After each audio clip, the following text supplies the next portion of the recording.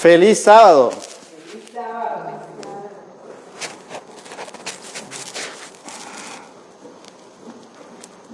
Por la mañana, oh Señor, elevo a ti mi voz, a tu buen nombre doy loor, con gratitud mi Dios.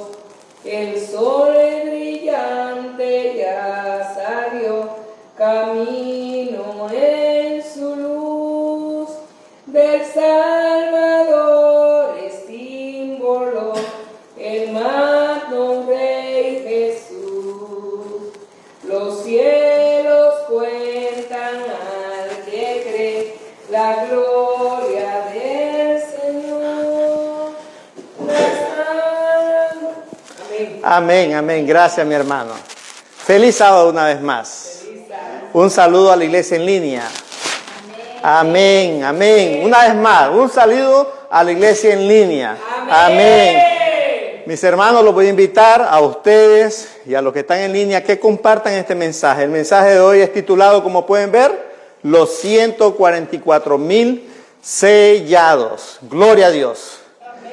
Y es un tema muy, pero muy especial. Es un tema muy, pero muy solemne. Mi objetivo no es traer más controversia de la que ya hay dentro de la iglesia adventista cuando se toca este tema. No. Mi objetivo es buscar lo solemne en primer lugar. Amén.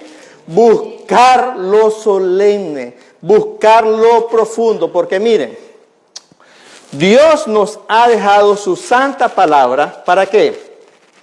Para profundizar, para buscar como un tesoro escondido. ¿Por qué digo esto? Porque, por ejemplo, si aquí en esta ciudad o en cualquier ciudad nos dijesen que en este lugar hay algo especial para este pueblo, para esta ciudad, nosotros buscaríamos, cavaríamos inclusive, para buscar esa necesidad que hay ahí dentro, adentro de esta tierra, allá en lo profundo. El pueblo se dirigiría a este lugar, vendría a este lugar, los dirigentes, las autoridades vendrían y harían todo lo posible para cavar profundo y encontrar lo necesario que hay allí para este pueblo, para esta ciudad. De la misma manera, Dios, Cristo, nos ha dejado su santa palabra para que vayamos profundo, no a traer controversia, a buscar en la palabra de Dios. Hoy más que nunca que sabemos que estamos viviendo los tiempos más, pero más solemnes en esta tierra, ¿sí o no? Estamos viviendo los momentos más solemnes. Entonces, el objetivo es que vayamos buscando lo que Dios nos ha dado en su santa palabra. Porque Dios nos ha dado su Santo Espíritu, no para que armemos controversia, no, para que busquemos lo que nosotros necesitamos. Y Dios nos ha dejado su santa palabra para eso precisamente, para que vayamos profundo. Miren, si bien es cierto, nosotros sabemos que vamos a vivir, cuando vivamos por la eternidad, vamos a estudiar lo que nuestra pequeña mente no entiende hoy. Amén. Por toda una vida, por la eternidad, vamos a estudiar este tema y muchos más temas. Pero yo les pregunto, si nosotros queremos estar por la eternidad estudiando con nuestro Señor Jesucristo, enseñándonos lo que no podemos entender hoy, ¿dónde tenemos que comenzar a estudiar? Aquí en esta tierra, mis hermanos. Si queremos vivir nosotros por la eternidad, estudiando por la eternidad con nuestro Señor Jesucristo, hoy tenemos que comenzar a estudiar desde ya. Por eso le vamos a pedir a nuestro Dios que sea Él quien nos dirija. Le vamos a pedir al Espíritu Santo que sea Él que reine aquí con nosotros. Amén. Querido Dios, gracias Señor por tu grande amor y tu grande misericordia. Perdona nuestros pecados. Por favor, Señor. Te pedimos de una manera muy especial por aquellas personas que no han podido llegar a este lugar. Por aquellas personas que a lo mejor tienen algún problemita.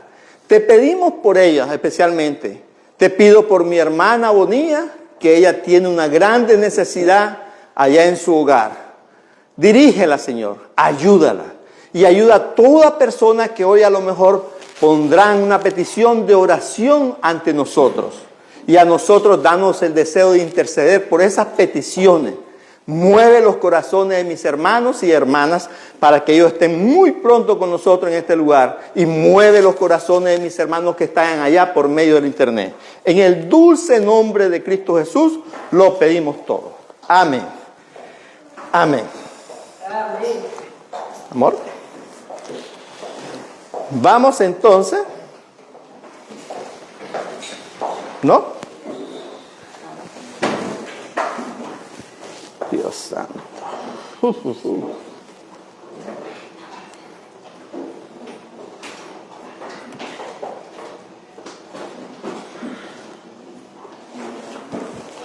Ok. Estamos entonces, Apocalipsis 7. Apocalipsis 7, versículo 1. Miren, para tocar este tema de los 144,000, tenemos que ir a todo el contexto. Tenemos que comprender todo el contexto de lo que es este tema, porque sabemos, como les decía, hay una controversia de alguna manera. Pero para entender el hecho de ser o no ser literal o de ser simbólico, tenemos que entender todo el contexto, estudiar un poquito aquí, un poquito allá, pero siempre sin salirnos del contexto. Entonces dice Apocalipsis 7, versículo 1 al 3. Después de esto, vi a 4 ángeles en pie sobre los 4 ángulos de la tierra. Pregunto, ¿quién está viendo esta visión? Tenemos que ver claramente que a Juan se le está mostrando en visión todo este acontecimiento. Él nos está narrando lo que Dios le enseñó, lo que Dios le mostró en visión. Entonces, repito, después de esto, vi a 4 ángeles en pie sobre los 4 ángulos de la tierra, que tenían los 4 vientos de la tierra, para que no soplase viento alguno sobre la tierra, ni sobre el mar, ni sobre ningún árbol. Vi también, versículo 2, vi también a otro ángel que subía de donde sale el sol y tenía el sello del Dios vivo y clamó a gran voz a los 4 ángeles, a quienes se les había dado el poder de hacer daño a la tierra y al mar. Versículo 3, diciendo: no hagáis daño a la tierra, ni al mar, ni a los árboles, hasta que hayamos sellado en sus frentes a los siervos de Dios. Miren, no, regresa, por favor. Yo te aviso, regresa. Uno más. Yo te aviso, mi amor. Ok. Entonces, a él se le está mostrando, si ustedes están viendo, hay mucho simbolismo dentro de esta visión. Pero Dios no nos va a dejar solo. Siempre que hay visión, Dios le da la respuesta al siervo. Dios le da el significado. Y en base a lo que Dios le mostró a su sierva, porque Dios en este último tiempo, que era el tiempo de ese sellamiento que estamos viendo y que a Juan se le dio, hoy Dios nos iba a dar el significado de la visión. ¿Por medio de quién? De la sierva del Señor. Y yo voy a agarrar para todo esto, que viene del libro Conflicto de los Siglos. Todo esto que vamos a leer y que está aquí en estos libros, viene directamente del Conflicto de los Siglos. Este es el libro primero escrito y esto es Cristo en su santuario. Y solo hay uno que agarro de aquí, de la misma Biblia, que yo le hice un screenshot, que ahí lo van a ver más adelante. Entonces, a la sierva del Señor se le mostró esta visión. Y ella lo narra de una manera magistral. La sierva del Señor nos dice que estos 2 ángeles fueron puestos ahí por nuestro Padre Celestial. Ellos tienen una tarea de sostener los vientos, de sostener las tempestades, de sostener los juicios divinos que están por caer sobre esta tierra. Pero el amor de Jesús, la misericordia de Jesús, quien vio que todavía no estaban sellados sus siervos, el pequeño remanente de Cristo, Entonces intercede ante nuestro Padre, ante su Padre, comisionando a ese otro ángel que está en el versículo 2. Jesús comisiona a ese ángel y manda a retener a los 4 ángeles que están por dejar de sostener los juicios divinos que están en Apocalipsis 15. Amén. Entonces, cuando nosotros estamos viendo esto, es algo que aunque es simbólico, tiene mucho simbolismo, tiene significado que es literal. Es algo que está pasando prácticamente. Es algo que aunque tiene simbolismo, tiene un significado muy, pero muy espiritual. Tiene un acontecimiento literal. Entonces, Jesús ve que su pueblo remanente no está listo todavía. Y Jesús tiene un encargo de esos ángeles. Uno de los encargos es, aparte de que ellos están listos para dejar de sostener los juicios divinos que están en Apocalipsis 15, pero como Él ve también que no está listo su pueblo, esos ángeles están encargados también de ¿qué? De sellar a un pueblo. Es ese mismo pueblo que va a pasar la última gran tribulación, que van a soportar, que van a estar sellados por el Dios divino, van a estar sellados por el Espíritu Santo y que no van a ver la muerte y que van a estar vivos cuando Jesús vuelva a esta tierra. Entonces Jesús le dice a su Padre, Padre, no, todavía no, mi sangre, le dice Jesús. O sea, ahí vemos la cruz, ahí vemos la misericordia divina de nuestro Señor Jesucristo. Ahí estamos viendo el plan de la salvación. Ahí estamos viendo algo muy solemne. Y tenemos que entender eso. Entonces, por eso dice, ese ángel le dice a los 4 ángeles, no hagáis daño todavía a la tierra, ni al mar, ni a los árboles, hasta que hayamos sellado en sus frentes a los siervos de nuestro Dios. Ahí estamos viendo nosotros el conflicto entre Cristo y Satanás. Ahí estamos viendo nosotros lo que está en Apocalipsis 3. Miren, esto yo lo tengo preparado desde hace unas 3 semanas antes. Por eso no puedo incluir lo que les voy a leer aquí en Apocalipsis 3. Que tiene que ver en el mismo contexto del santuario celestial. Porque eso que estamos leyendo ahorita, que hemos leído, el sellamiento tiene que ver con el santuario celestial. El verdadero, no el hecho de manos que hizo el hombre, que fue ordenado a Moisés. Estamos viendo hoy el mismo acontecimiento que está pasando hoy en el mismo cielo. Entonces dice, versículos 7 y 8 de Apocalipsis 3. Y escribe al ángel de la iglesia en Filadelfia, el santo. ¿Quién es el santo? Cristo, el verdadero, el que tiene la llave de David, el que abre y ninguno cierra, y cierra y ninguno abre, dice estas cosas. Yo conozco tus obras. He aquí he dado una puerta abierta delante de ti, la cual ninguno puede cerrar, porque aún tienes un poco de fuerza y has guardado mi palabra y no has negado mi nombre. Mire, esto que pasa aquí, esto que nos dice aquí, ¿quién es aquel que abrió una puerta? ¿Quién es aquel que salió y cerró una puerta? Cristo. ¿Cuándo pasó eso? La sierva del Señor, como le decía, Dios no nos va a dejar solo.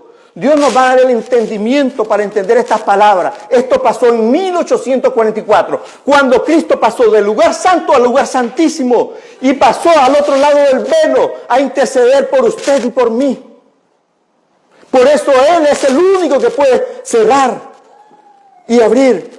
Él es el único que puede abrir la puerta. Él fue el que la abrió para nosotros y está intercediendo por nosotros. Amén. Y hoy Él nos limpia y está limpiando un pueblo, ¿cómo? Con su propia sangre. Amén. ¿Y qué es lo que hace ahí adentro? Está limpiando el templo de Dios.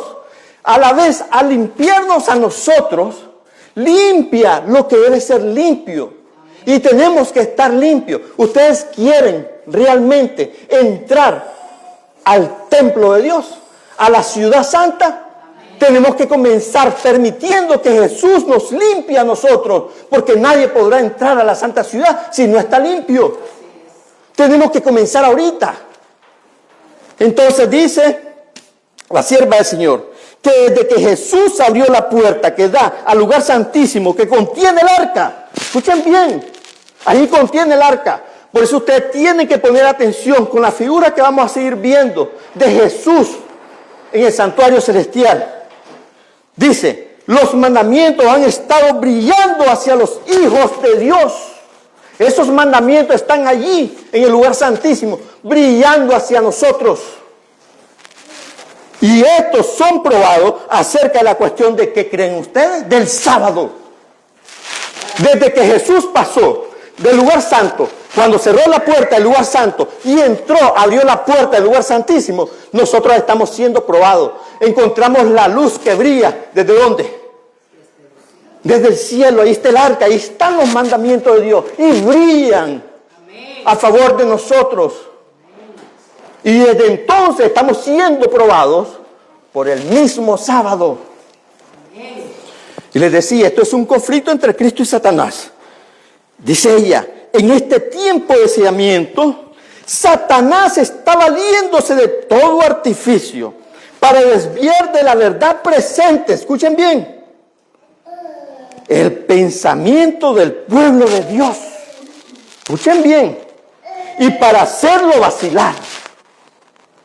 Dice ella que Satanás obraba de unas cuantas maneras mediante sus agentes. Les pregunto, ¿quiénes creen ustedes que son esos agentes? Actuaba por medio de ministros que habían rechazado la verdad.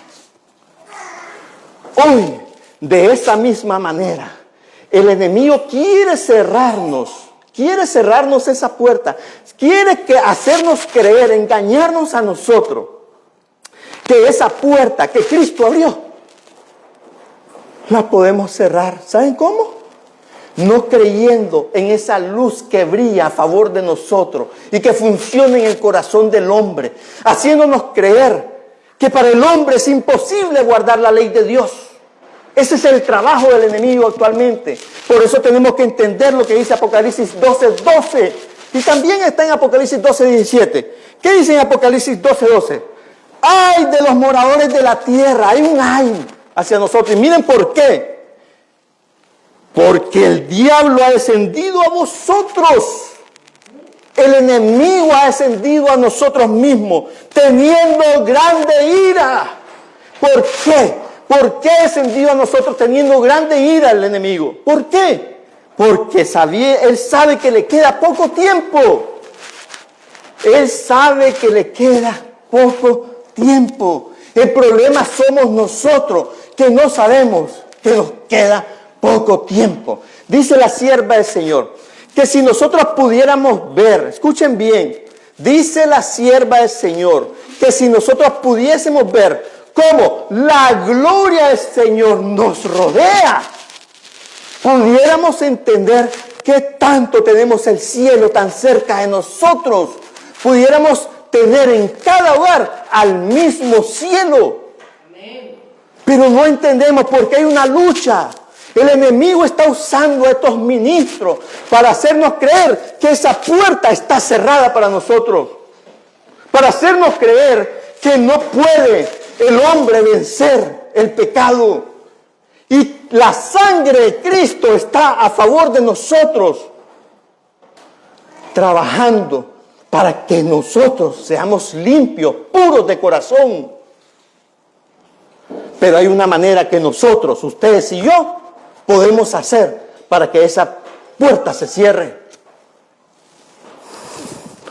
El cristiano, dice ella, puede cerrar esa puerta complaciéndose en el pecado.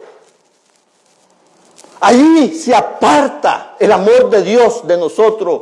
Hacemos que Dios se aleje, nos alejamos de Dios cuando nos complacemos en el pecado.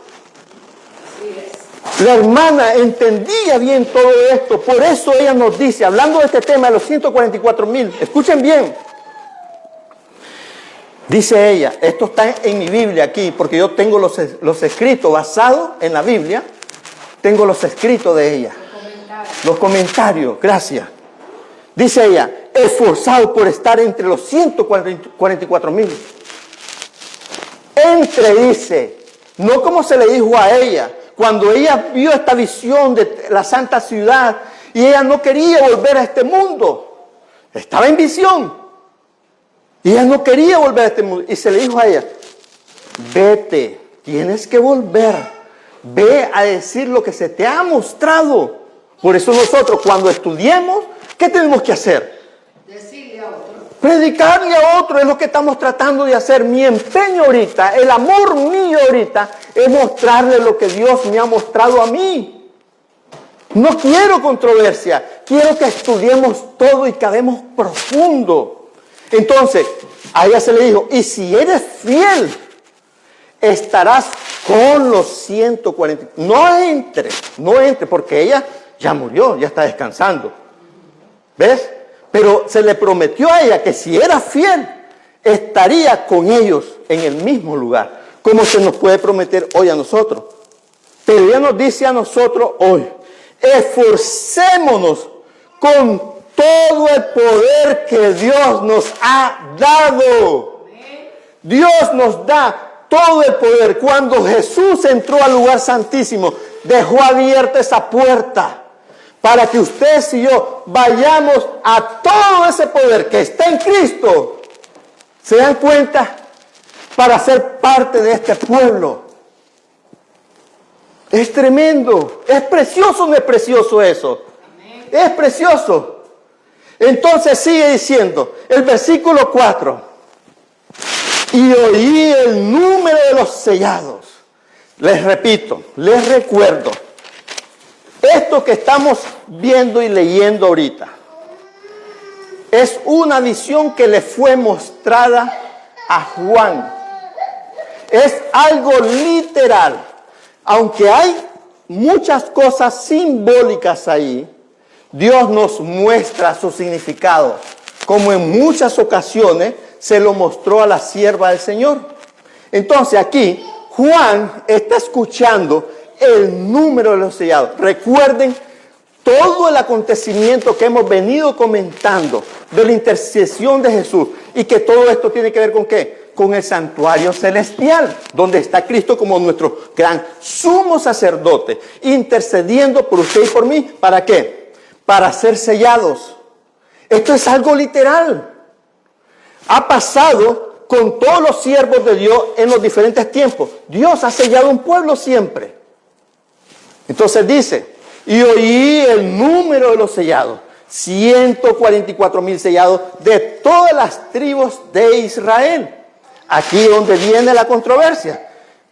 Dice el versículo 5, de la tribu de Judá, 12,000 sellados. De la tribu de Rubén, 12,000 sellados. De la tribu de Gad, 12,000 sellados. Y así, no lo muevas ahorita. Y así termina con los 12 nombres. Entonces, ¿cómo es que se causa la creencia? Y se dice de que como eso es un número simbólico en el sentido, ellos dicen, la razón que ellos dan de que ese número es simbólico, porque esas 12 tribus actualmente no existen. Se perdieron, esa descendencia se perdió con el tiempo. Y suena algo interesante. Ahora bien, hay alguien que me ha dicho a mí, y que lo puede decir cualquiera de ustedes, de los hermanos que están por medio de internet. Miren, no todo lo simbólico es literal. Y es cierto. Tiene razón. Pero escuchen bien. Hablando de lo simbólico, si nosotros nos vamos a las bestias que de una manera están representadas en Daniel y Apocalipsis, cuando la Apocalipsis habla de esas bestias, la figura de cada bestia en la cual a Juan se le mostró, ¿son simbólicos? Claro que sí. Pero cuando usted va a la misma palabra de Dios, a ver el significado simbólico y se da cuenta, nos damos cuenta nosotros, que esas bestias representan a reinos de todos los tiempos, desde Babilonia hasta Roma, usted se da cuenta que esos reinos son literales. Ahora, les dije yo, cuando estamos tocando este tema en sí, estamos tocando el santuario celestial.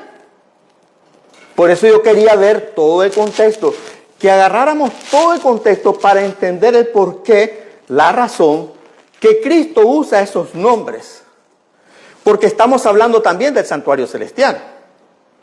Y en el santuario celestial hay mucho simbolismo, ¿sí o no? Pero eso no significa que lo que está en el santuario celestial no sea literal. Entonces nosotros tenemos que analizar todo eso. ¿Sí? El siguiente, por favor, amor. Miren, por ejemplo, ahí está lo que se le mostró. Solo les estoy poniendo un versículo, pero si ustedes van a todo ese capítulo, ustedes van a ver que está hablando, o lo que se le mostró a Juan, es la santa ciudad. Y aquí está algo interesante. Ahí usted también va a ver mucho simbolismo, y es muy espiritual. Versículo 12 del capítulo 21 de Apocalipsis. Tenía un muro grande y alto con 12 puertas. Ahí está, miren, ahí está el santuario. Nada más que está hablando del celestial, no el terrenal. Y las puertas, 12, y en las puertas 12 ángeles. Y nombres inscritos, que son los de las 12 tribus de los hijos de Israel. Les pregunto yo, que porque eso es algo simbólico, yo voy a desbaratar lo que Dios le mostró a Juan en base a la santa ciudad. Yo no puedo decir que porque hay mucho simbolismo ahí, tal cosa no es literal. Tiene un significado especial. Avanza, por favor. Entonces, nosotros tenemos que descubrir el por qué, la razón. Dios usa esos nombres tanto de los sellados como en la santa ciudad también. De paso, los fundamentos de esa ciudad están escritos. ¿Cuáles nombres? En los fundamentos de esa ciudad. Los de los 12 apóstoles. ¿Ves? Eso tiene algo muy significativo, algo muy espiritual. Y les decía, Dios nos va a mostrar, vamos a estudiar por toda una vida, tantas estas cosas como otras más. Y Dios nos las va a mostrar. Y eso no significa que eso que les acabo de mencionar, Dios no nos las va a dar ahorita por medio de su Santo Espíritu. También, si cavamos profundo, Dios nos va a mostrar también. Pero el problema es que no leemos la Biblia, menos el Espíritu de Profecía. Y eso es lo que está pasando en el pueblo de Dios hoy.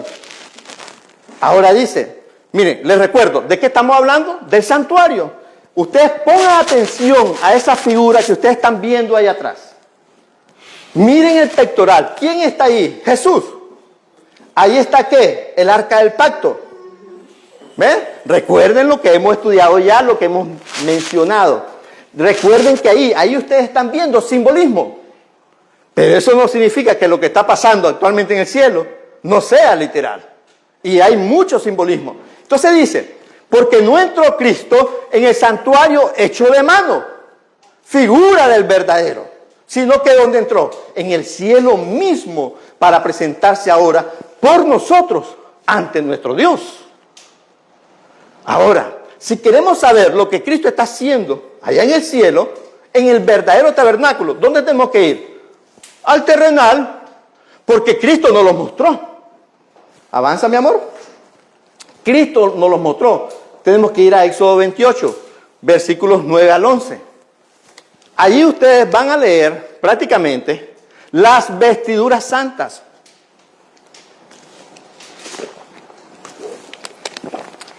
Por eso les decía, siempre estamos tratando de agarrar un poquito aquí y un poquito allá, siempre en el mismo contexto. Y dice ahí, les recuerdo, miren ahí el pectoral. Cuando leamos lo que estamos leyendo, van a ver ese pectoral que Jesús tiene en su pecho, en su corazón. Y tomarás 2 piedras de ónix y grabarás en ellas los nombres de los hijos de Israel. 6 de sus nombres en una piedra. ¿Qué más dice? Y los otros 6 nombres en la otra piedra. ¿Qué les recuerda eso? Los 10 mandamientos. Y miren dónde los tiene Jesús. Acuérdense lo que brilla de allá, donde está el arca del pacto. Recuerden eso.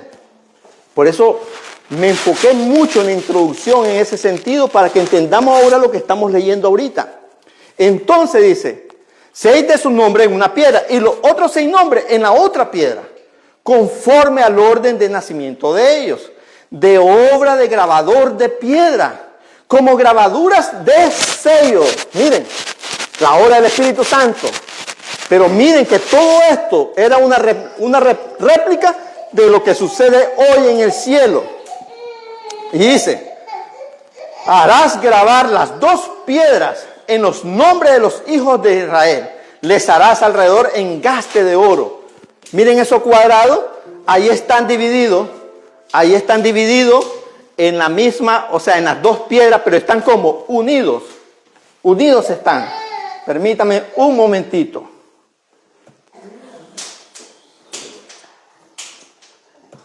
Disculpen los hermanos que están en el internet, pero tenemos problemitas. Estamos luchando, pero ya lo estamos resolviendo por la gracia de Dios. Ahí está. Ahora quita eso, amor. Ok. Entonces, les decía que todo lo que estamos viendo ahí era una réplica de lo que hoy pasa en el cielo. Entonces, avanza, mi amor. Sigue diciendo, y las piedras serán según los nombres de los hijos de Israel. ¿Cuáles piedras? Las que ustedes ven ahí en el pectoral. Estaban unidas las 2 tablas en ese pectoral, como las tablas de piedra que fueron escritas, la ley de Dios, con el mismo dedo de Dios. Ahora, según los nombres de los hijos de Israel, 12 según sus nombres.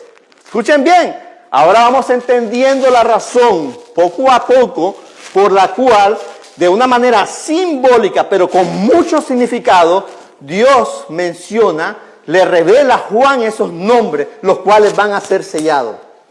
Vamos a ir avanzando poco a poco. Como, ¿qué dice? Como grabaduras de sello. Cada una con su nombre serán según las 12 tribus. Harás además una lámina de oro fino. Miren, ahí está. Miren qué interesante eso. Y grabarás en ella como grabadura de sello. Santidad a Jehová. Les pregunto, ¿no es ese mismo objetivo para con este último pueblo? Ese es lo mismo. Usted va a toda la Biblia y lo va a encontrar de la misma manera. Con este mismo pueblo que estamos hablando. Con todo el contexto de los 144,000. Y sigue diciendo, y la pondrás como un cordón de azul. Y estará sobre la mitra. Por la parte delantera de la mitra estará. Versículo 38. Y estará sobre la frente de Aarón. ¿A quién representaba Aarón? A Jesús. Porque él era sacerdote. ¿Y a quién representaban esos 12 nombres de la tribu del pueblo de Israel? ¿Qué pasaba en ese momento? Pregunto otra vez. ¿A quién representaban esos nombres? Al pueblo de Israel, a la iglesia. Recuerden, por eso es importante, miren, cuando el enemigo quiere cerrar la puerta, lo que quiere es que no creamos en el santuario. Ahí está todo el plan de salvación, en el santuario. El enemigo eso es lo que quiere, distraernos con este mensaje. Apartarnos de este mensaje y usa a los ministros para que no entendamos este mensaje. Por eso es importante saber el santuario. Ahí tenemos todo para nuestra salvación, que entendamos. El enemigo no quiere que nosotros entendamos este mensaje y nos distrae.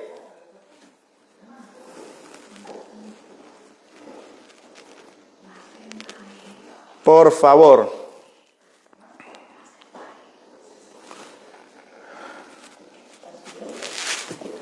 No, amor, espera. Entonces sigue diciendo que los hijos de Israel hubieran consagrados, miren, y estará sobre la frente de Aarón, y llevará a Aarón las faltas cometidas en todas las cosas santas, que los hijos de Israel hubieran consagrado en todas sus santas ofrendas. Por eso les decía, Aarón representaba a Cristo.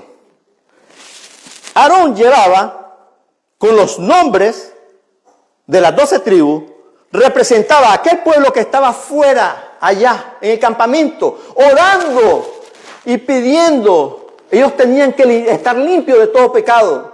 Entonces, esas 12 tribus representaba a ese pueblo, el cual llevaba en su corazón Aarón. Por eso dice eso ahí, que los hijos de Israel hubieran consagrado en todas sus santas ofrendas y sobre su frente estará continuamente para que obtengan gracia delante de Jehová. Ahora escuchen bien, ahora sí, amor. Miren lo que dice, esto está en este libro, Cristo en su santuario. Y ella cita el mismo acontecimiento que hemos venido leyendo en el capítulo 28 de Éxodo. Ahora vamos a leer el versículo 29. Escuchen bien, lean eso. Las instrucciones del Señor fueron, versículo 29 del capítulo 28 de Éxodo. Las instrucciones del Señor fueron. ¿A quién le dio esa instrucción el Señor? A Juan. No. Ay. A Moisés para hacer el santuario, para las vestimentas del sumo sacerdote, etcétera, etcétera. Ok, las instrucciones del Señor fueron, y llevaron los nombres de los hijos de Israel, ¿dónde? En el pectoral del juicio sobre su corazón, porque miren, este tema de sellamiento tiene que ver con juicio también. ¿Y dónde comienza el juicio? Por su casa. Este tema de sellamiento está en el mismo contexto. ¿Ok? Dice, y llevaron los nombres de los hijos de Israel en el pectoral del juicio sobre su corazón cuando entre en el santuario. ¿Para qué? Para memorial delante de Jehová continuamente. Y escuchen el comentario. Ahí hay mucha luz. Así también, refiriéndose a lo que acabamos de leer que está en Éxodo 28-29. Así también Cristo, el gran sumo sacerdote, al ofrecer su sangre ante el Padre en favor de los pecadores, lleva sobre el corazón, ¿qué? El nombre de toda alma arrepentida y creyente. ¿Qué nos está diciendo Jesús ahí? Cuando Jesús usa a esos que Él va a sellar para este último tiempo, usa los nombres del pueblo de las tribus, de las 12 tribus del pueblo de Israel, en representación de toda aquella alma arrepentida y creyente. Jesús la lleva en su corazón hoy, así como la llevaba Aarón. De la misma manera, hoy Jesús nos lleva en su corazón cuando vamos arrepentidos y creyendo en el poder de su sangre para limpiarnos de todo pecado, sin cerrar esa puerta, aunque esa puerta no la puede cerrar ni hombre ni el enemigo. Solo Cristo la puede cerrar, y la va a cerrar muy pronto. Y es cuando ya los 4 ángeles aflojen las manos y permitan que caigan los juicios divinos. Miren que todo está en el mismo contexto. Siguiente. Todo esto tiene que ver con esa promesa. Y la Biblia es clara. Miren, ¿recuerdan ustedes cuando Cristo le dijo, tuvo un encuentro con los fariseos, los escribas y los fariseos? ¿Y qué le dijeron esos bandidos? Que era hijo de fornicación. Ellos muy orgullosos le dijeron a Jesús, nosotros somos hijos ¿de quién? De Abraham. Ciertamente lo eran, sí eran, ¿verdad que sí? Sí eran. ¿Qué les dijo Jesús?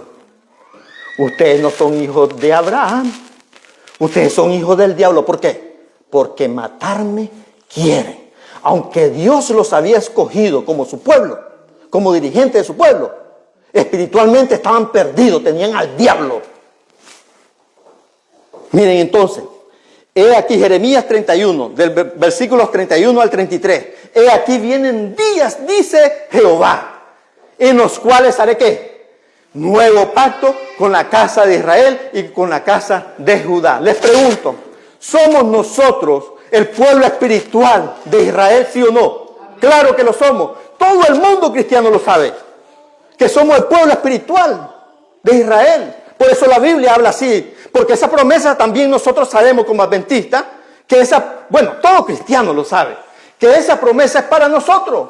Es lo mismo que está pasando en el santuario, es lo mismo que quiere hacer, que va a sellar ese pueblo de los 144,000 nuestro Dios. No como el pacto que hice con sus padres el día que tomé de su mano para sacarlos de la tierra de Egipto. ¿No ha sacado a nosotros de la tierra de Egipto, sí o no? Claro que sí. ¿A qué se refiere? Al mundo, al pecado. Porque ellos invalidaron mi pacto, hemos invalidado el pacto. Por eso tenemos que ir con la grande necesidad ante nuestro Salvador, para que nos limpie de todo mal. Aunque fui yo un marido para ellos, dice Jehová, les pregunto. Y no decimos nosotros que nosotros, la iglesia, somos la novia y que Cristo es nuestro novio. Y entonces, ¿de qué nos vamos a extrañar que Cristo use hoy a aquellos 12 nombres de las 12 tribus, las cuales representaban a Israel, a la iglesia? Hoy también nosotros. Dios usa por eso el nombre de Israel. Y les voy a probar que también la hermana White lo entendía así. Eso está fácil de probarlo.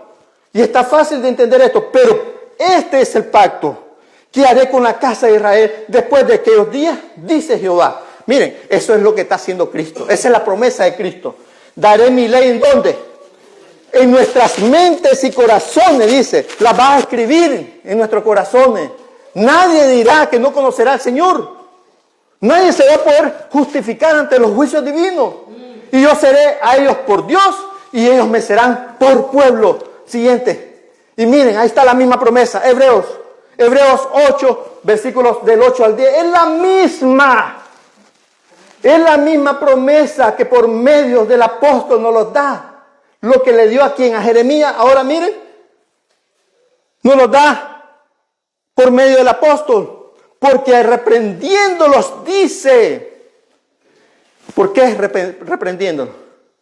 Porque no hemos apartado, hemos invalidado el pacto que Dios ha hecho. Y aquí vienen días, dice el Señor, ¿en qué? En que estableceré con la casa de Israel. Ahí está. Si esa promesa es para nosotros y nos llama casa de Israel. Por eso les decía, no podemos nosotros extrañarnos de que hoy, de una manera simbólica, pero significativa, espiritual, nos llame Israel y que use esos 12 nombres. Porque así estaban representados cuando era el que representaba a Aarón, a Jesús, de una manera simbólica, pero literalmente verdad, hoy es Jesús. Y en aquel entonces, de una manera simbólica, esos 12 nombres representaban a la iglesia de Israel. Hoy representa a la iglesia que somos nosotros. Y miren, y si ustedes estudian, porque les digo, esto es más profundo de lo que creemos. Si ustedes estudian el nombre, cada nombre de las 12 tribus, ustedes se van a dar cuenta que cada nombre tiene un significado. Y cada nombre es la experiencia que van a pasar los 144,000. Por eso dice la hermana White, en el conflicto de los siglos, en el capítulo llamado El tiempo de angustia, dice que ese va a ser el tiempo que van a pasar los 144,000. El mismo tiempo de angustia de Jacob. ¿Y de dónde viene el nombre de esas 12 tribus? De Jacob. ¿Le cambió el nombre a qué? A Israel. ¿Qué significa? ¿Cuál fue el significado? Se lo voy a leer. No está ahí. No lo muevas ahorita, amor, por favor. Yo lo voy a leer. Versículo 24, capítulo 32 de Génesis. Miren, versículo 24 en adelante. Y Jacob se quedó solo y luchó con él un varón hasta que rayaba el alba. Y cuando vio que no podía con él, tocó en el sitio del encaje de su muslo y se descoyuntó el muslo de Jacob mientras con él luchaba. Y dijo, déjame que raye el alba. Y él dijo, no te dejaré. Él le dijo al ángel. ¿Quién era el ángel? Jesús. No te dejaré, le dijo, si no me bendices. Le pidió su bendición. Y él le dijo, ¿cuál es tu nombre? Y él respondió, Jacob. El ángel le preguntó, ¿cuál es tu nombre? Y él le dijo, Jacob. Y él le dijo, el ángel, no se dirá más tu nombre Jacob, sino Israel. Porque como príncipe has luchado con Dios. ¿Van a ser príncipes? van a ser primicia para Dios y para el Cordero, estos 144,000. Y con los hombres has vencido. Entonces Jacob le preguntó y dijo, declárame ahora tu nombre. Y él respondió, ¿por qué preguntas por mi nombre? Y lo bendijo allí. Y llamó Jacob aquel nombre de aquel lugar, Peniel, porque dijo, vi a Dios cara a cara y fue librada mi alma. Entonces, cuando ustedes ven el significado de este nombre, ustedes ven de que Jacob tuvo una experiencia. Aquellos van a tener una experiencia que solo ellos van a poder cantar el cántico de Moisés, ¿sí o no? Basado en su experiencia. Como la experiencia de Jacob, que luchó con el ángel, luchó con Dios. Aquellos van, ese pueblo va a luchar con Dios, al lado de Dios. Y van a triunfar sobre el pecado. Es la misma. Por eso les decía, aquí hay una experiencia, aquí hay algo demasiado profundo. Siguiente. Hay mucho que estudiar, hay mucho más de lo que estamos estudiando hoy. Entonces les decía, estamos en el mismo contexto. Hebreos 8, versículos 1 y 2. Ahora bien, conclusión. El punto principal de lo que venimos diciendo es que tenemos tal sumo sacerdote, el cual se sentó a la diestra del trono de la majestad en los cielos. Esto es literal. Ministro del santuario. Y aquel verdadero tabernáculo que levantó el Señor y no el hombre. Ahora bien, siguiente. Miren qué interesante. Ese fue el único screenshot que yo he hecho de aquí de mi Biblia. Basado en esos dos versículos que acabamos de leer. Para que comprobemos lo que venimos estudiando. Esto es poderoso. Esta cita es poderosa, mis hermanos. Ustedes van a poder leer. Infelizmente no puedo transmitirlo directamente a las cámaras, pero lo vamos a leer, tomado del capítulo 8 de Hebreos, versículos 1 y 2, y ella cita también Romanos 12, versículos 4 y 5, 1 Corintios 12, 27, y ahí está también Romanos 8, 26, 34, Hebreos 7, 25 y 9 y 24. Ahí están las citas bíblicas para que comparen este comentario. ¿Cómo está titulado? El tabernáculo, un símbolo de la iglesia cristiana. Ahí está el simbolismo, miren. Está hablando del terrenal y de cuál también. Del celestial también. Porque ahí ella nos está diciendo con ese título que aquel tabernáculo era un símbolo de la iglesia actual hoy. Ahora bien, escuchen lo que dice, escuchen el comentario. El tabernáculo judío, ¿ven? El tabernáculo judío, por eso les recuerdo, Aarón representaba a Jesús, Jesús está hoy. Y Aarón llevaba en su pectoral, en su corazón, los 12 nombres de la tribu de Israel, las cuales representaban a aquel pueblo, a la iglesia, al pueblo de Israel, que estaba Aarón, Jesús, que está hoy intercediendo por la iglesia hoy.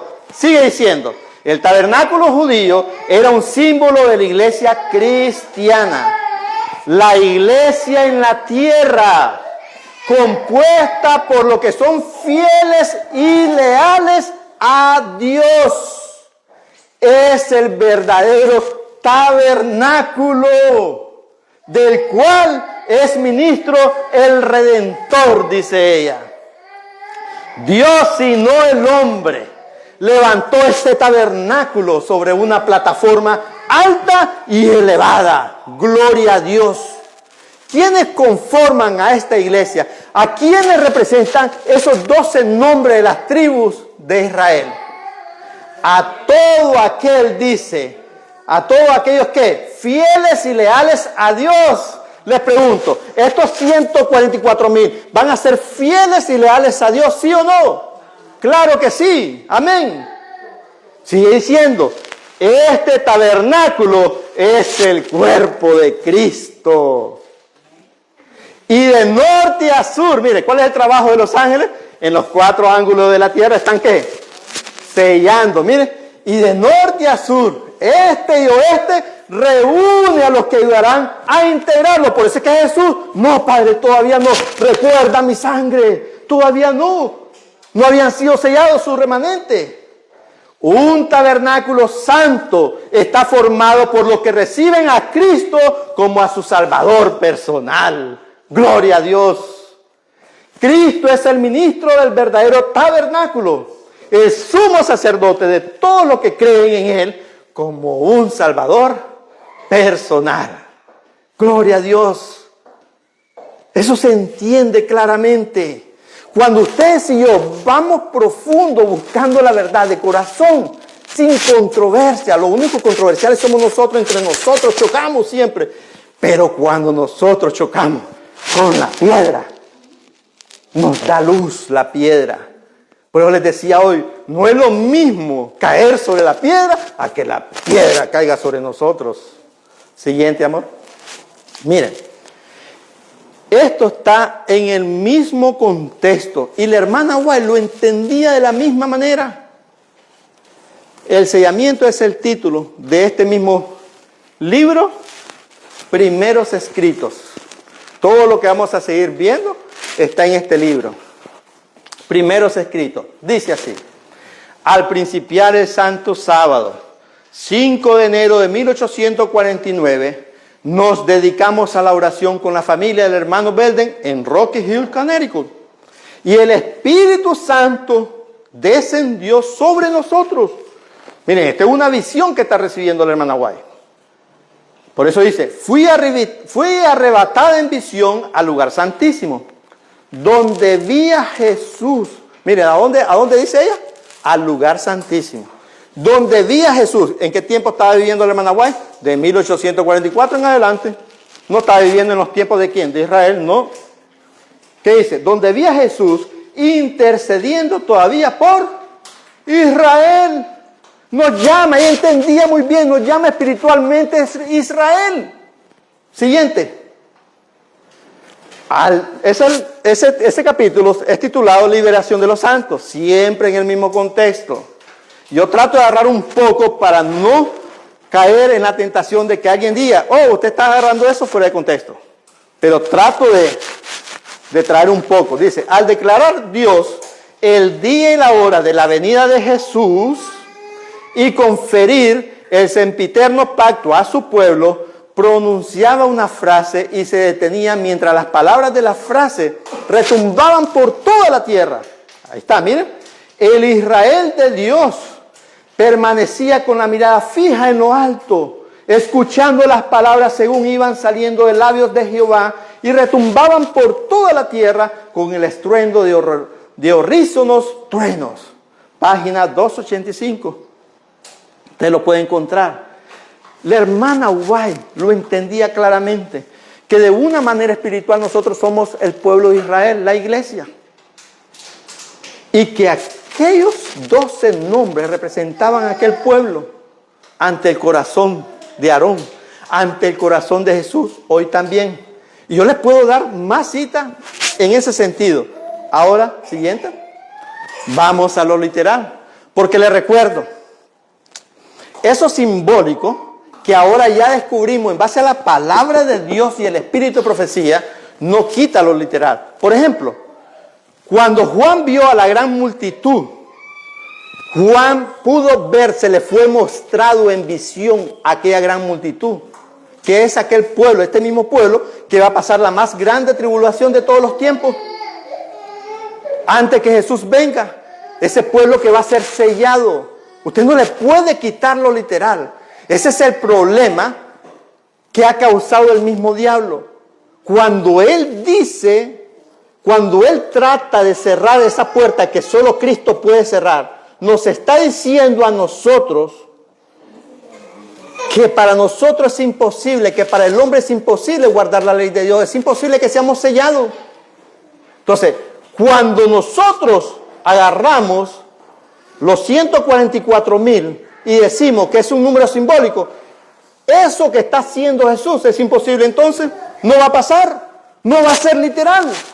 De alguna forma el enemigo así lo está enseñando hoy lo enseña con sus ministros, de que no va a haber un pueblo, que es imposible, que vamos a seguir pecando hasta que Cristo venga. Eso es lo que ha hecho el enemigo, cerrar la puerta que Jesús abrió. Ahora miren, leamos. Les recuerdo, a ella también se le mostró como a Juan. Juan escuchó la voz de los sellados. Cristo intercedió por su pueblo. Y Cristo comisionó un ángel para que retuviesen los vientos, para que todavía no cayeran los juicios divinos. Jesús no podía cambiarse, revestirse de las vestiduras sagradas de sumo sacerdote a las de justicia hasta que no estuviese sellado su pueblo. Eso es literal. Eso va a pasar. Pronto oímos la voz de Dios, semejante al ruido de muchas aguas que nos anunció el día y la hora de la venida de Jesús. Miren lo que dice ella ahora. Los 144,000 santos vivientes reconocieron y entendieron la voz. ¿Cuál voz? La de Jesús. Pero los malvados se figuraron que era fragor de trueno y de terremoto. Cuando Dios señaló el tiempo, derramó sobre nosotros el Espíritu Santo y nuestros semblantes se iluminaron refulgentemente con la gloria de Dios.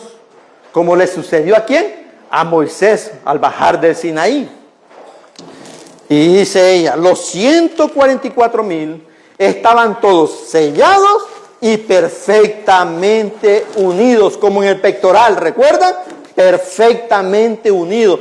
Que aunque eran dos tablas, esas dos tablas estaban perfectamente unidas. ¿En dónde? En el corazón de Jesús.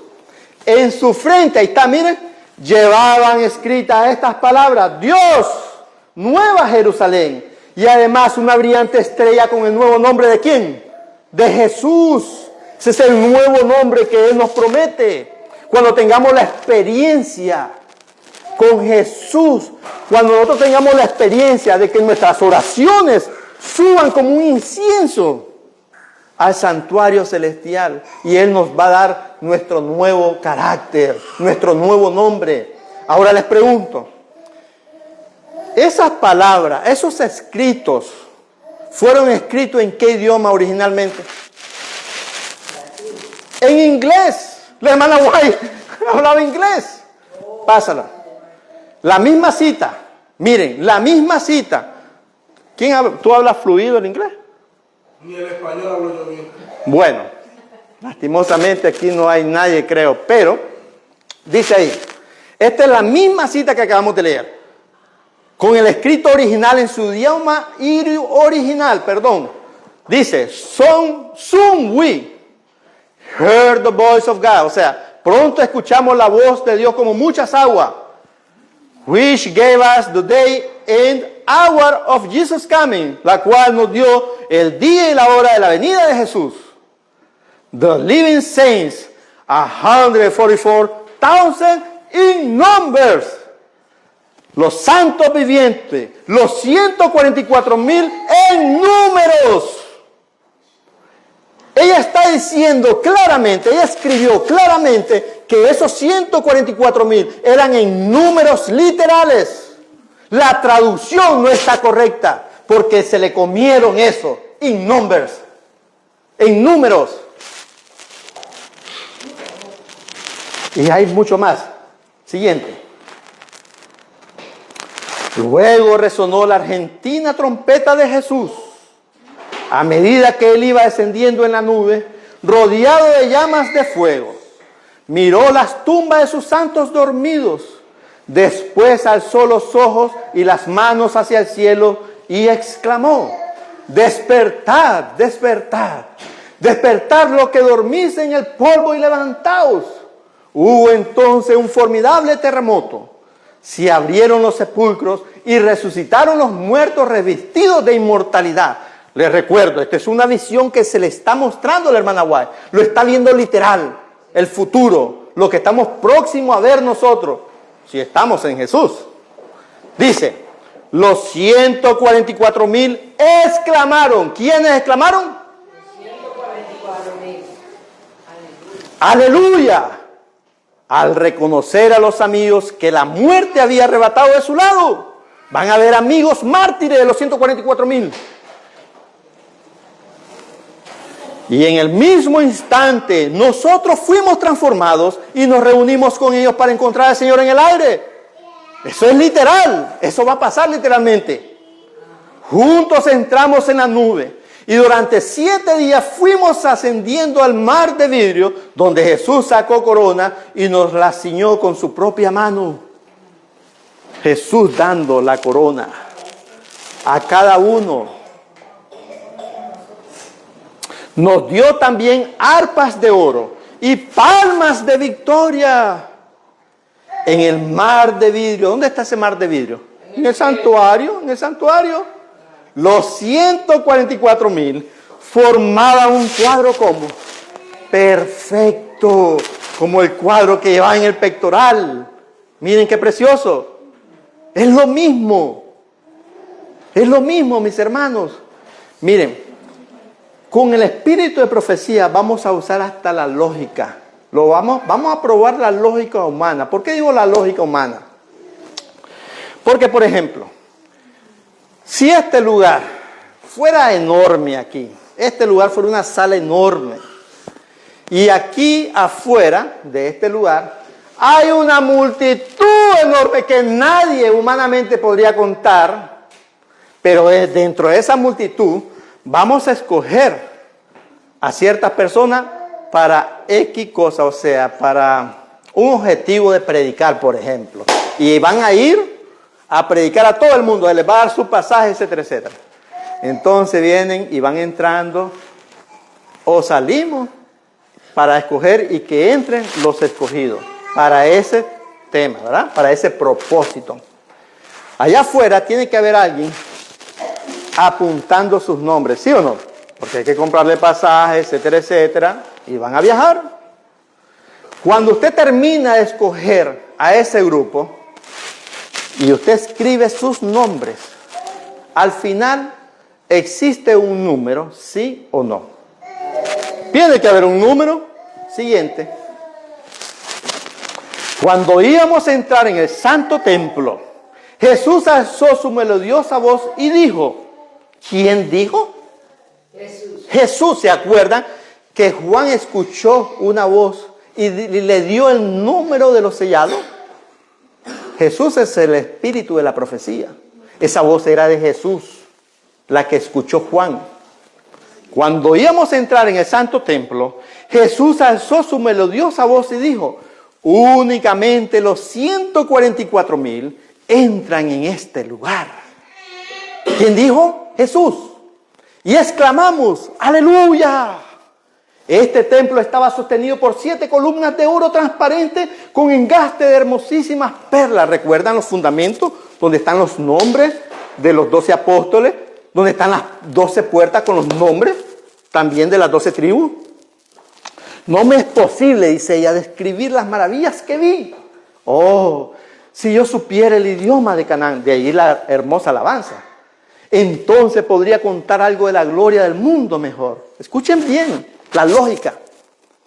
Si usted le presenta esto a un teólogo, no puede negar la lógica que le he mencionado ahorita. No lo puede negar. Vi tablas de piedra. ¿Recuerdan? 2 tablas de piedra, los 12 nombres. Vi tablas de piedra en que estaban esculpidos en letras de oro los nombres de los 144,000. ¿Estaban esculpidos qué? Estaban escritos los nombres de los 144,000. Y si están esculpidos los nombres, hay un número y ella lo dice. Jesús lo dice, los 144,000. Y como me podría decir otro, les comentaba hoy, no es posible que solo sea un club, habiendo tantas personas en este mundo, millones, solo sean 100. No, mi hermano, si la historia ha sido la misma siempre, así fue con el tiempo del arca de Noé. Habían millones, ¿y cuántos se salvaron? Ni 10 siquiera, imagínense, de millones. Ahora, no estamos diciendo con esto que solo esos se van a salvar, no. Son los que van a vivir sin pecado por la gracia de Cristo. Y me van a decir ustedes, porque siempre hay controversia, la lógica humana siempre comienzan a ¿Cómo es que el Señor los va a ver como primicia si en algún momento ellos pecaron? Porque el Señor tira los pecados al fondo de la mar.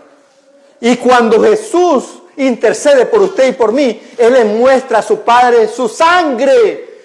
Y Jesús nos hace dignos y nos limpia. Y Dios Padre nos ve limpio como que si nunca hubiéramos pecado. Sencillo. Siguiente. La terminación del tercer mensaje. Porque todo esto está en el contexto del mensaje de los tres ángeles. El último llamado de amonestación sobre esta tierra.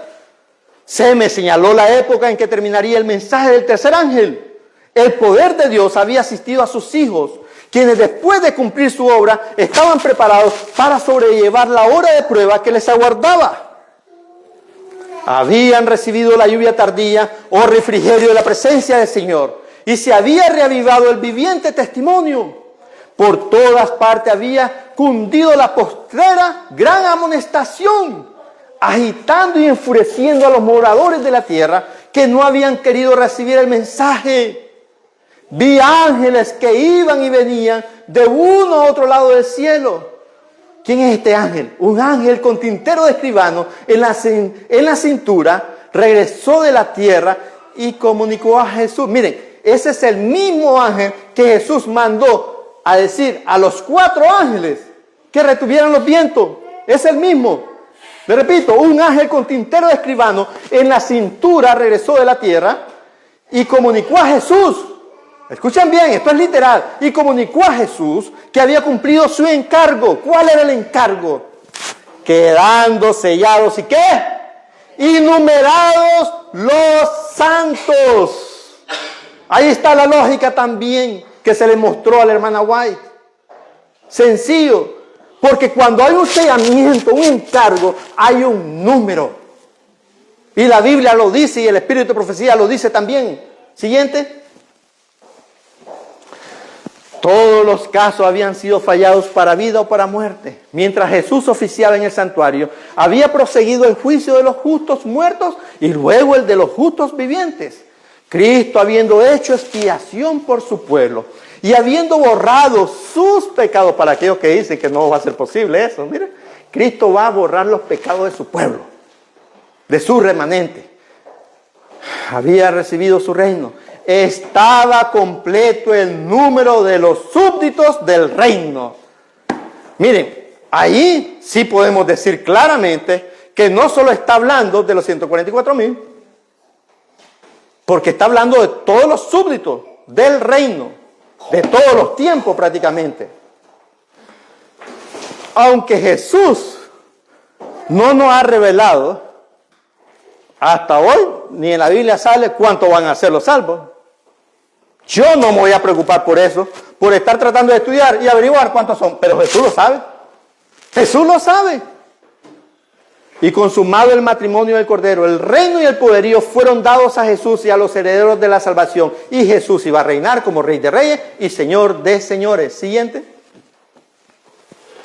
Era imposible que fuesen derramadas las plagas mientras Jesús oficiase en el santuario. Pero al terminar su obra allí y cesar su intercesión, nada detiene ya la ira de Dios que cae furiosamente sobre la desamparada cabeza del culpable pecador que descuidó la salvación y aborreció las reprensiones. Estamos viéndolo hoy eso, que dentro del pueblo de Dios se está rechazando las reprensiones de Dios por medio de sus siervos. En aquel terrible momento, dice ella, después de cesar la mediación de Jesús, a los santos les toca vivir sin intercesor en presencia del Dios Santo.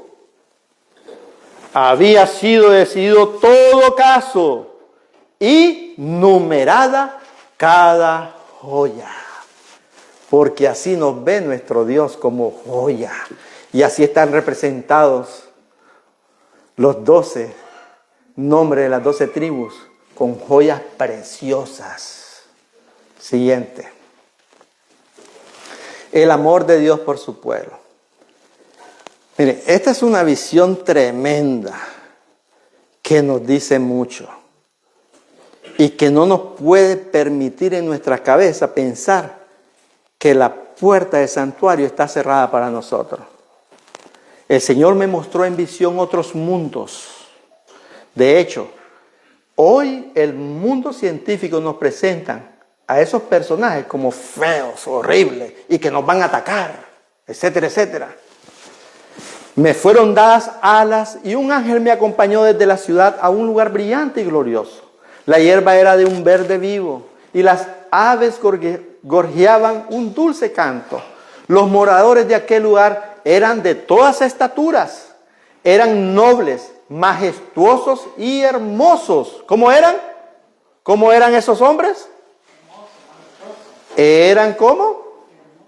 Majestuosos y hermosos, eran nobles. Llevaban la manifiesta imagen ¿de quién? De Jesús. Y su semblante refulgía de santo júbilo, como expresión de libertad y dicha que en aquel lugar disfrutaban.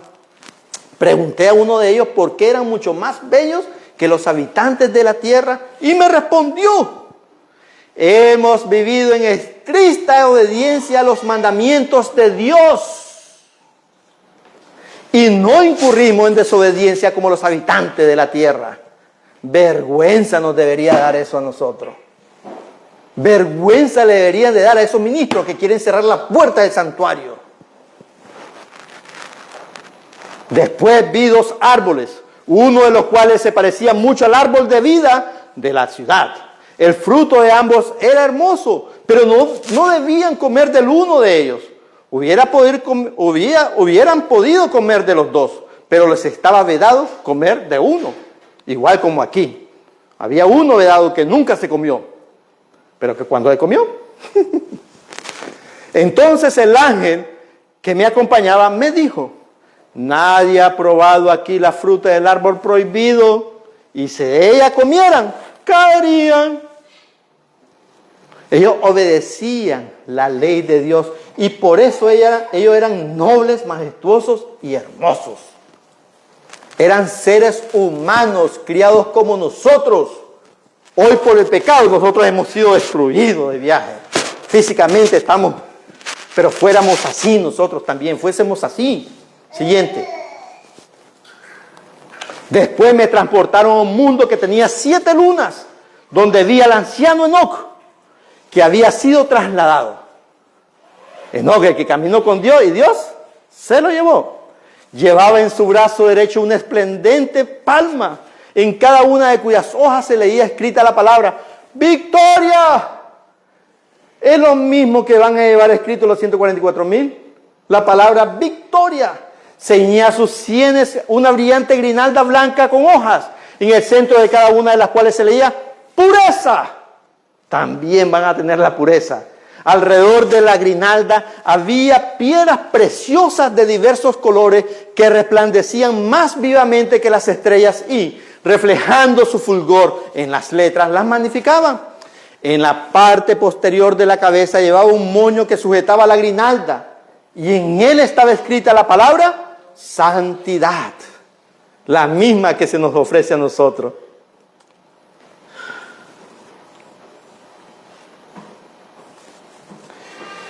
Avancemos. El ángel me dijo entonces: debes volver.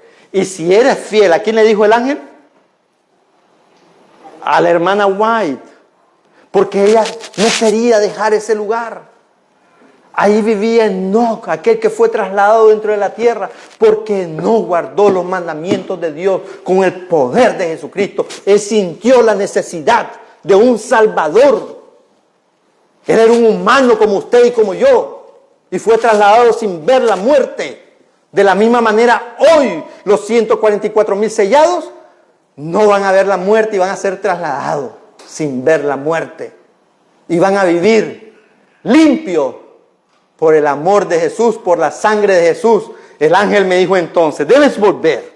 Y si eres fiel, tendrás con los 144,000 el privilegio de visitar todos los mundos y ver la obra de las manos de Dios. Gloria a Dios. Si nosotros somos fieles, entonces nosotros también tendríamos el gran privilegio, como los 144,000, como se le prometió a la sierva del Señor, de estar con ellos. Si nosotros descansamos antes, estaremos con ellos, si somos fieles. Pero si estamos vivos, estaremos dentro de ellos, dentro de ese grupo sellado. Si nosotros, más sin embargo, si nosotros permitimos, amamos el pecado, jamás vamos a ser sellados. Apocalipsis 14. Y miré, y aquí un cordero estaba en pie sobre el monte de Sión. ¿Quién vio? ¿A quién se le mostró? A Juan. A Juan se le mostró en visión el templo de Dios, el monte de Sión. Miren, ahí está el simbolismo. El monte de Sión, el templo de Dios. Y aquí un cordero estaba en pie sobre el monte de Sión, y con él 144,000 que tenían el nombre de su Padre escrito, ¿en dónde? En sus frentes.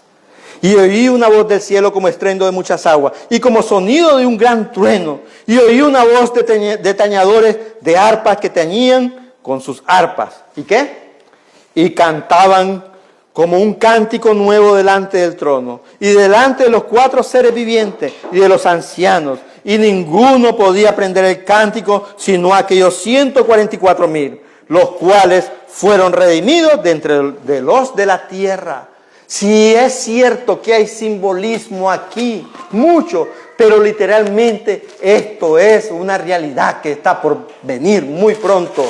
Dios nos ofrece que si nosotros somos fieles, si nosotros somos leales a Dios, tendremos esa experiencia de ser parte de los 144,000. Por eso la sierva del Señor nos dice, esforzaos con todo el poder que Dios os ha dado para ser parte de los 144,000. Y si no somos, porque vamos al descanso, pero al menos si somos fieles y morimos descansando en el Señor, estaremos con ellos. Iremos a visitar esos nuevos mundos, nuevos para nosotros. Pero en esos mundos existen, sabrá Dios desde cuándo. Y ellos no han caído en pecado. Porque pecado es transgresión de la ley de Dios. Es una decisión que ustedes y yo debemos de tomar. Estos son los que no fueron contaminados con mujeres. Ahí está la simbología. No hemos sido, no hemos de ser, o no van a ser ellos, contaminados con las iglesias apóstatas. ¿Y porque lleva simbolismo? ¿Esto no es literal? No. Esto está por pasar. Está pasando esto. Esto que acabamos de leer ha pasado durante todos los tiempos. Porque son vírgenes, porque así nos ve el Señor, como que nunca hubiésemos pecado. Cuando Cristo nos ofrece su sangre en nombre de nuestras peticiones clamadas a Él, Dios nos ve como vírgenes, como que si nunca hubiésemos pecado. ¡Gloria a Dios! Estos son los que siguen al Cordero por donde quiera que Él va. Estos fueron redimidos de entre los hombres por primicia para Dios y para el Cordero. ¿Queremos ser nosotros como primicia para Dios y para el Cordero? ¡Amén! Y en sus bocas no fue dado engaño, porque ellos son sin mácula delante del trono de Dios. Nos ve como que no hubiéramos pecado nunca. Seremos sin mácula ante el trono de nuestro Dios. ¿Quieren ustedes ser vistos sin mácula ante el trono de Dios? Yo también, pongámonos de pie. Vamos a orar. Para terminar, ya hemos comido la comida espiritual y ahora vamos también. Pero que Dios nos ayude, mis hermanos. Vamos a orar. Voy a ir de rodillas. Querido Dios, gracias, Señor, por tu grande amor y tu grande misericordia. Perdona nuestras faltas y pecados, Señor. Por favor, ayúdanos. Guíanos con tu Santo Espíritu. Danos el deseo de seguir estudiando tu santo mensaje, de cavar fuertemente hasta lo más profundo, para que eso profundo espiritual que está en tu santa palabra funcione, haya una transformación real en nuestra vida y que sea el deseo nuestro de corazón de ser parte de ese pueblo sellado por ti, mi Señor. Ayúdanos a entender que esa puerta que tú abriste está todavía abierta a favor de nosotros y que tú estás dispuesto a limpiarnos de todo pecado. Haznos entender, haz entender a tu iglesia, a nosotros, Señor, a todos, que te necesitamos de una manera muy especial y que nos tienes que hacer entender dónde estás tú y haciendo esa gran obra de sellamiento a favor de nosotros. Que pondrás en nuestras mentes y corazones tu santa ley de Dios, tu carácter, tu nombre, el nombre de Jesús, en el cual imploramos y agradecemos por ese santo nombre precioso de tu Hijo amado, Cristo Jesús. Amén, amén y amén. Gloria a Dios.